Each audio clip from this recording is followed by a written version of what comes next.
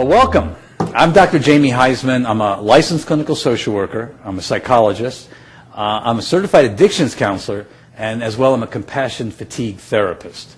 And of those 4 actual professional sort of letters after one's name, in working with caregivers around the country, oddly enough, it's the compassion fatigue therapist that seems most likely to be employed.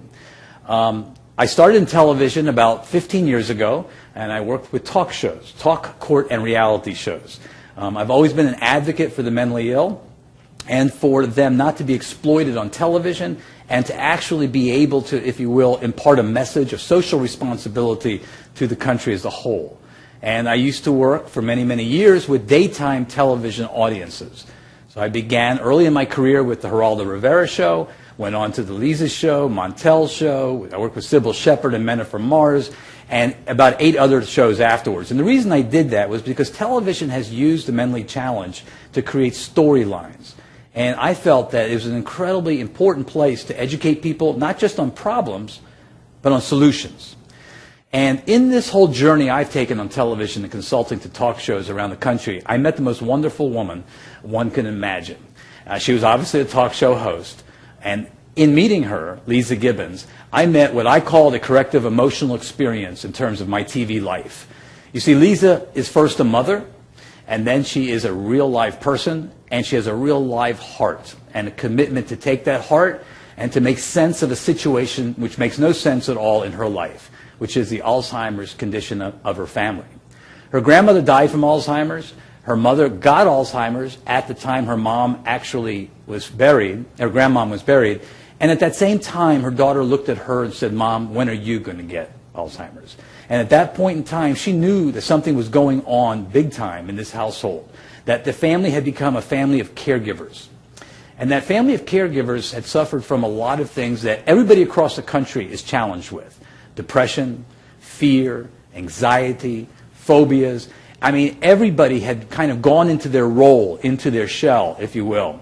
And so Lisa asked me to come up and work with her family and to help her family through these difficult times of caregiving. Well, my goal in television was to deal with mental health. She is obviously an incredible daytime talk show host who had a commitment to Alzheimer's and making a promise good to her mother. So when I went up there and saw her family, it seemed to me her whole family was just like everybody in America. Her father was depressed. Sometimes he had actually started drinking wine much too much at the time. Her daughter obviously has always been very much into Lisa's life and is always very codependently connected and supportive to her. Lisa's sister moved from Los Angeles to South Carolina to be with her father. And her brother kind of shut down and at that time really kind of detached. And this is like every family across this country when a chronic illness is diagnosed. All of a sudden, out of the clear blue, we find ourselves as being caregivers. Caregivers for loved ones, caregivers for spouses, caregivers for sisters and brothers, caregivers for others. And in actually taking care of others, we tend to lose ourselves. And in losing ourselves, we also tend to not take care of ourselves. So as soon as we start caregiving for a loved one, the next thing you know is we make that loved one our focus. We actually make that loved one number 1 in our lives.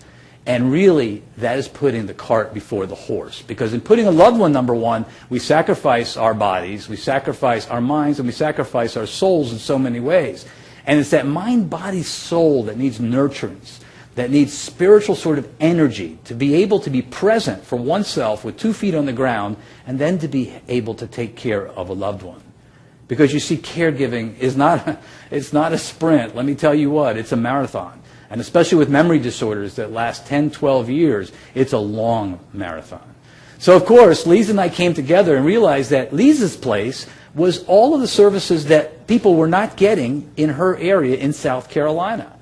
I mean, it's about education, empowerment, and energy. Lisa's place is a living room model. It's a place to actually come and meet loved ones, people you never knew were going to be part of your new family, your family of choice. It was to meet people who had gone through the Alzheimer's caregiving experience, the Parkinson's caregiving experience, traumatic brain injury, heart, cancer. It was people who had walked the journey and had actually come back into the community to be a part of this new community, to be empowered. You see, Lisa's place is run by a Lisa Care Advocate. We call that Lisa Care Advocate our spiritual air traffic controller. because everybody that comes into Lisa's place has that sort of need for spirit, to be propped up, have that sort of need to fill this dark hole that they now feel in their lives in terms of taking care of a loved one and having to give up yourself in some particular way. So when they come into Lisa's place, they obviously are looking for some sort of direction. So our Lisa Care Advocate is like a coach, like a life coach, if you will, who can help connect the person to resources in the community, who could bring people together to do journaling or memory booking, as our guys call it, scrapbooking. We do memory television, where we take video shows, TV productions, and do talk shows of people's lives, and do set designs, and write scripts before families lose the memory. And we give them a DVD of their talk show and allow them to keep it. And that's called memory television, MTV.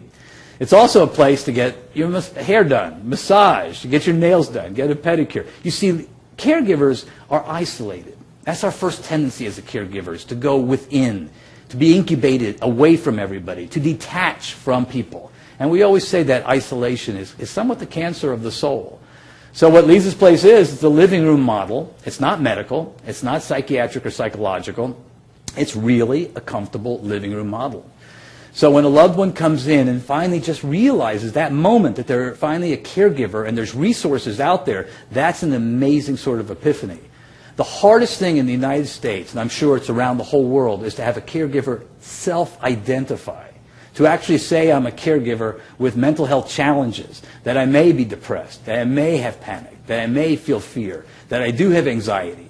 I mean, a caregiver also is the first person in this country to actually be screened for memory screenings, for diabetic screenings, for heart, you name it. They're the people who see, there but for the grace of God go I, in their loved one.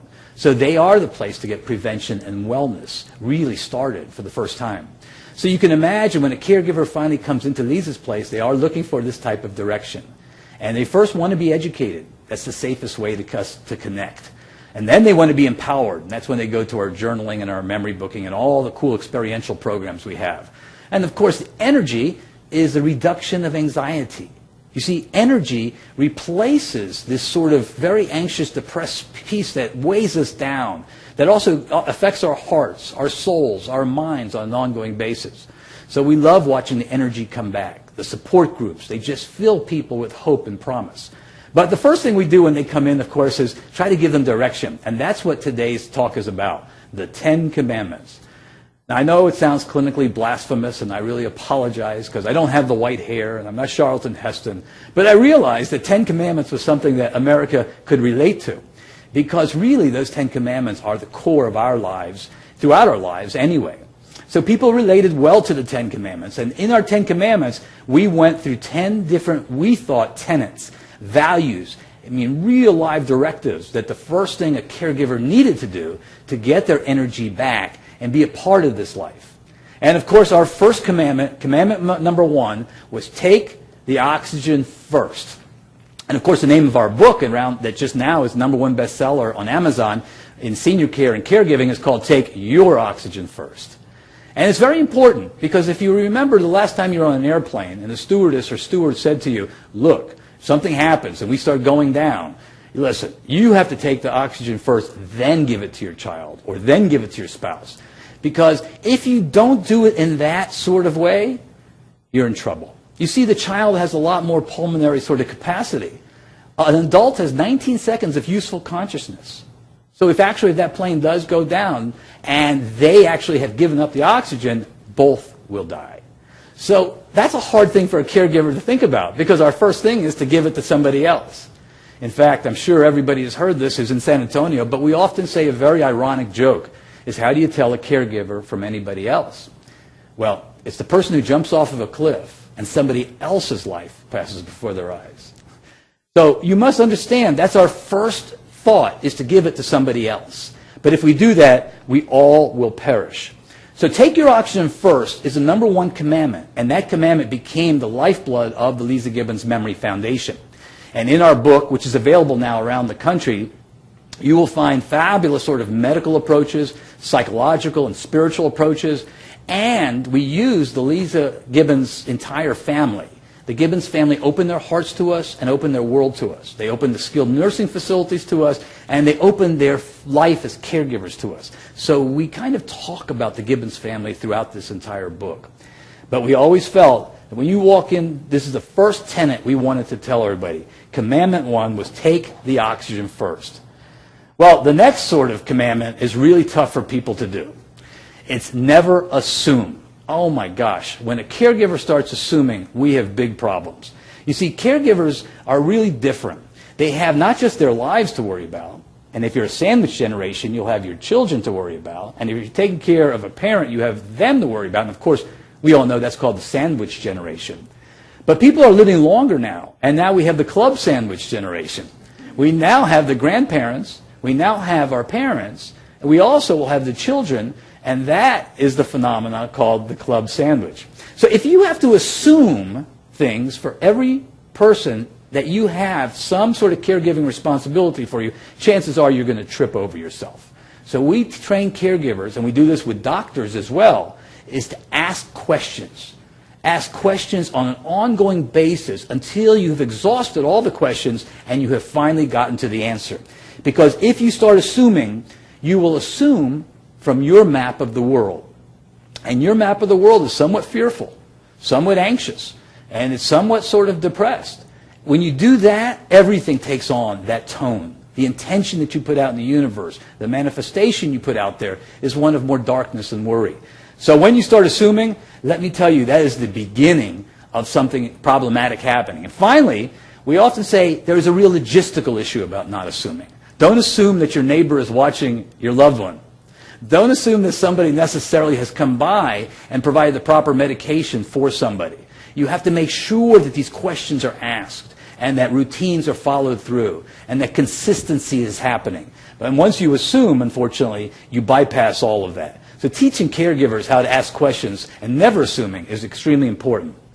But when I started working with the Gibbons family and the families of my clinical practice, I found out that they have a very difficult time talking to each other about this experience. This experience of caregiving really separates and detaches families in a really unique way.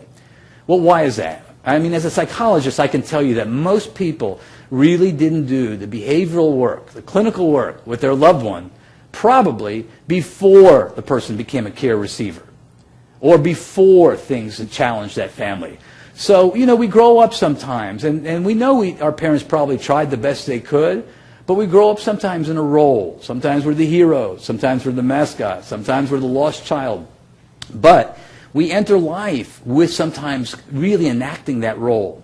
So what happens, of course, is we assume the role. As soon as our loved one gets sick, the family starts retreating. You got the hero, you have the mascot, you have the lost child, and they start fighting, and they start arguing, and they say, no, you were the favorite. No, why are you taking care of mom? You know, we even call our caregivers family first responders because we usually say that families run into burning homes when their rest of the family is running out, just like policemen and firemen do. And so family first responders came around because of what we had felt that they were going through with compassion fatigue. So what we say, the third commandment is to make sure you put together family conferences and make sure those family conferences are mediated by a third party. It's extremely important that if you set up a geriatric care manager, if it's a senior, or if it's just a family, that there's a third person, a peripheral person. We say stalking the family, like a lion in the jungle who can see the dynamics happen. And you know, it's easier sometimes to hear information from that third party than to take it from somebody who has a particular role in your life. I just did a TV show on how to take the keys away from your father or mother, God forbid, if they have a memory disorder. And you know, one of the interventions I teach is don't do it yourself. It's got to be the worst, most painful thing in the world. The keys are the last bastion of independence. A person that really sees that as being metaphorical in their life. Get the neurologist involved. Get the primary care physician involved. Their license is also at stake if somebody goes off and hits somebody. And plan ahead. So our third commandment is have ongoing family conferences. Make sure you delegate and outsource. This is a very difficult thing for caregivers to do. Of course, our fourth commandment might be really number 1 and number 10, because I cannot tell you how important it is not to isolate. Do not isolate. As soon as we find out we're caregivers, we're lost. We feel that our whole lives kind of fallen down. I work today with CEOs, administrators, hard hat workers, janitors, Caregiving is an equal opportunity challenge in our lives. There is 50 million caregivers in our country, and within probably 10 years, as Medicare starts dropping its reimbursement, there'll be 80 million as the baby boomers hit the rolls. That's a pandemic. That's a pandemic. That's almost 30% of our culture. I bet you people don't even realize that 80% of our medical health care in this country is provided by family caregivers. 80%. So what we're talking about in Washington now is literally only the 20%. The acute care hospitals, the outpatient programs, the physicians. 80%. And this group is actually burning out fast and furiously. If you don't believe me, look at corporate America, which is losing a ton by not addressing the situation head on. So the first thing a person does is start isolating. And we say isolation is sometimes the cancer of the caregiver's soul. As soon as isolation happens, support stops. Our most important thing I think we offer at Lisa's Place on an ongoing basis is our support groups. When somebody can finally walk in and say, my gosh, I'm not alone. I mean, this is very important. The person across from me might actually be 3 years ahead of me. They might be able to talk to me about something, somehow throw me a vine and connect with a really cool sort of referral or a real neat technique. So isolation might be the worst thing entirely for a caregiver. It is, to me, what happens at a point in time where people just give up. And what Lisa's Place was created for was to create a community. And a new community of a family of choice. So, if you're heading into the fifth commandment, I have to tell you this may be the hardest commandment for all caregivers to actually do, which is to not take things personal. I mean, my gosh, if you've ever seen caregivers, of course, in their interactions with their loved ones, we are looking now at sometimes a spouse taking care of a spouse or a mother or a father taking care of a child, because we're talking about caregiving as also mothers of autistic children, special needs children. This is an 18-year caregiving sort of process. So we're talking about relationships dealing with each other. Now, taking Alzheimer's or any other memory disorder, you must understand there is an ongoing chronic illness occurring with Alzheimer's. It's a degenerative brain disorder. So over time, between stage 1, stage 2, and stage 3, a person will decompensate. And you know, in stage 2, they're literally losing a lot of their memory. But stage 3, you'll see things like behavioral outbursts, psychiatric outbursts. You'll literally, if you've gone through the Alzheimer's experience, hear profanity from a woman or a man who might have never been profane their entire life. These are the psychiatric sort of byproducts, the episodic outbursts. Well, the first thing a caregiver does is always take this personal. They take all of this personal. And why shouldn't they? They were raised possibly by this person, or they've been married to this person for many years. And so when somebody says or comes at them in a sort of way that you misconstrue, the first thing you're going to do is jump into your old tapes. And you'll take it personal. So what we do on the fifth commandment is we bring people in and have them realize you're dealing with a loved one and you're dealing then with a disease. And these two are coming at you at the same time. So you always have to see the vulnerable, loving soul that you are looking at and understand that's not the person that's coming to you. It is the disease. And our caregivers do get awareness. And it's important for that awareness because then they don't take things personal.